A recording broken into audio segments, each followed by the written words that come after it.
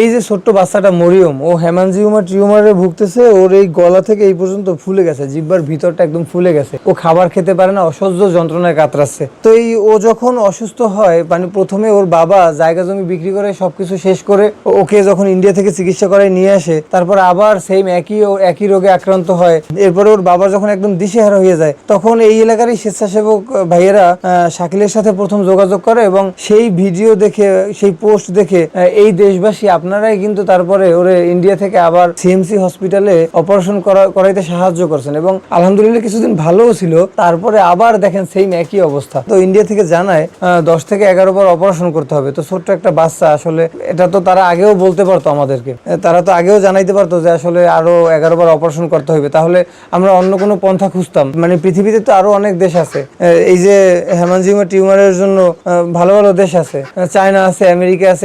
ওর বাবার সামর্থ্য নাই, কিন্তু আপনারা যেহেতু এর আগেও সাহায্য করছেন, আমি মনে করি ওর ভিডিওটা শেয়ার করলে, এই যে এখন ভিডিওটা শেয়ার করলাম, আপনারা কিন্তু আবার সাহস দিচ্ছেন যে ভাই এই বাচ্চাটাকে আপনারা চিকিৎসা করাবেন, আপনারা এগিয়ে আসছেন। তো সেই ক্ষেত্রে আপনারা চাইলে কিন্তু এই বাচ্চাটাকে আরো ভালো একটা দেশে প্রথমেই পাঠাইতে পারতেন, যেই টাকা খরচ করছে ওর বাবা মা। যাই হোক, এখন যে ইন্ডিয়াতে 11 বার অপারেশন করা তো সম্ভব না। তারপরে এই রিপোর্টগুলো হলো শাকিল বিভিন্ন দেশে এই রিপোর্টগুলো পাঠায় মরিয়মের। তো সেখান থেকে মানে কথা চলতেছে যে বিদেশে একটা উন্নত চিকিৎসার জন্য। চায়নাতে এর আগে আবরারকে যে হসপিটালে চিকিৎসা করানো হয়েছিল, বেইজিং জিন্দু চিলড্রেন্স হসপিটালে, এটা বেইজিং এর একটা ভালো একটা হসপিটাল। তো সেখানে আবার যখন যোগাযোগ করা হয়, তারা আর কি একটা আশ্বাস দিছে যে ওখানে হলো যে টাকা, চায়নার টাকাতে তারা বাংলাদেশে কনভার্ট করে প্রায় 22 লক্ষ টাকা প্লাস আর কি প্রয়োজন এই মরিয়মকে বাঁচাতে, ওর চিকিৎসার জন্য। আমি আশা করি আপনারা দেশবাসী এই পর্যন্ত যা করছেন, আমার একটা বিশ্বাস যে আপনারা এই মরিয়মকে বাঁচাইতেও এগিয়ে আসবেন। ছোট্ট একটা নিষ্পাপ বাচ্চা, আসলে ওর জীবনে